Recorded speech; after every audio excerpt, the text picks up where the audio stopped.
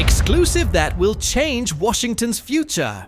The management is executing a purge, while a tackle with a turbulent past arrives to revolutionize the roster. Meanwhile, our star cornerback is self-destructing when we need him most, but a silent rookie might be his salvation. And right now, the brother of a sacred legend steps onto the same field where his last name was immortalized. Nobody will tell you what's really going on. Subscribe now, or you'll miss the truth's traditional media hides from you about the future of your team. The signing market is still blazing, family. The Commanders have just announced multiple roster changes that speak to the new regime of Adam Peters and Dan Quinn. While we opened the rookie minicamp to the media on Saturday, the management was already making bold decisions by Sunday. 2 players were released, the offensive tackle Anim Dankwa and the safety Trey Rucker. But what really got me thinking is the signing of the offensive tackle Tyre Phillips, a player who showed up on a trial and convinced the coaching staff to earn a contract. What does this say to us? I believe it confirms what Peters and Quinn have been preaching since they arrived. Competition is not just talk, it's a reality. If you prove your worth, you'll be rewarded, no matter your history. Phillips was a 3rd-round pick by the Ravens in 2020 and will now be on his 4th NFL team. He has had experience with the Giants and the Eagles, and now he's looking to establish himself in Washington. Now I ask you, can he be more than just a camp body? I'll tell you this. The fact that he played only 53 offensive snaps with the Giants last year, considering how terrible their offensive line was, raises some concerns. With Laramie Tunsil, Josh Conerly Jr., Andrew Wiley, and Brandon Coleman already on the roster, Phillips' path to making the roster won't be easy. But if there's one thing we've learned with this new regime, it's that nothing is decided until it's played out on the field. Will he be able to earn a spot? Time will tell, but I love this culture of real competition we're building. What do you think about this signing? Is Phillips just a training body, or could he surprise us all? Let's talk about something crucial. Our star cornerback, Marshawn Lattimore, has a problem that might be limiting his Pro Bowl potential, and there's a rookie who could help him solve it. Lattimore, with his 4 Pro Bowl selections in 8 years, has earned a reputation that follows him. He gets too heated on the field. This is not speculation, family. As recently as the NFC Championship, Lattimore was penalized for getting into a scuffle with A.J. Brown. Yes, Brown provoked him, but Lattimore responded, knowing that his reputation precedes him. And I'll tell you this, these penalties are costing the team points. In the playoffs, 6 penalties in just 277 defensive snaps, and 3 of them directly resulted in 20 points for the opponent. Enter Trey Amos, our 2nd-round rookie. This kid is as aggressive as anyone on the field, but he rarely allows it to negatively impact him or his team. In his entire 5-year college career, he only committed 12 penalties, just 3 in 2024. Listen to what Amos told reporters. Honestly, I don't bring much energy, but I keep everything laid back and relaxed. Everything's chill. And when I'm on the field, with the helmet on, everything fades away, and I only worry about my assignment. Now I ask you, isn't this exactly what Lattimore needs to learn? We don't want to take away his aggressiveness.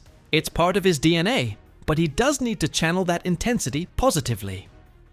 Opposing quarterbacks averaged a rating of 123.6 when they threw in his direction. He even had more penalties than passes defended. I believe Amos can be the catalyst for Lattimore to return to his Pro Bowl form. They say you can't teach an old dog new tricks, but in football, it's adapt or die. This could be the perfect combination for our secondary. Do you think Lattimore can learn to control his temper and become dominant again thanks to Amos's influence? This story touches my soul. Family. Gabriel Taylor, brother of the legendary Sean Taylor, participated in the Commanders rookie minicamp this weekend, and what transpired was pure emotion. I had to take a moment, take a deep breath when I looked. "At the helmet," said Gabe, after putting on the uniform of the same team where his brother became a legend before his life was tragically cut short. Watching the Redskins, Commanders, my whole life, I could have gone elsewhere, but I chose to come here for a reason, and hopefully, I'll be able to wear it again and move forward. This decision wasn't something Gabe took lightly. He thought, prayed about it, and after experiencing it, he's sure he made the right choice. It meant everything. My father told me, "I want you to go to the Commanders. I want you to go to the Commanders so badly." And I really wanted to come here too. I thought about it for a couple of days. That's why I said nothing after the draft. I really wanted to pray about it, and I think I made the right decision. Can you imagine how emotional it was for him to see his brother's jersey and number on the team's facility wall? Gabe was just 6 years old when he lost his 24-year-old brother. Now, at 23, he follows in the footsteps of the one who was his role model. But make no mistake, Gabe isn't here just to honor Sean's memory. He came to work and prove he deserves another chance to wear our colors. When asked what stood out from his football experience, he replied, "Communication. The only way the defense can operate is with communication. And you have to know the Iberuare playbook." Having time with these guys and seeing how they want to approach the game is truly amazing to me, and I love this team effort. Gabe knows that with his last name come expectations, but also knows he isn't his brother. All I have to do is be myself. I believe I'm a pretty good player. I just have to be myself, be confident, be vocal, and get out here and make sure everyone is aligned so we can all play. Now I ask you, isn't this the type of story that represents everything we love about this sport? I believe that whether or not Gabe remains on the team, this weekend is already part of the Commanders' history. The Taylor family can look back, knowing that Gabe, like Sean, gave his all every time he stepped onto the field. Do you think we should give Gabe Taylor a real shot on the team? Or is this more of a sentimental than a football story? Commanders family, we've gone through these stories together that are defining the future of our team. From the exciting presence of Gabe Taylor, honoring his brother Sean's legacy, to the potential positive influence Trey Amos might have on an Martian Lattimore, and Adam Peters' strategic moves with the signing of Tyre Phillips. Every decision, story, every moment is building what could be a historic season. What do you think of these new stories? Do you think Gabe Taylor deserves a spot on the final roster? Will Lattimore manage to control his temper? Your opinion is essential to this community. Leave your comment below and tell me which story impacted you the most.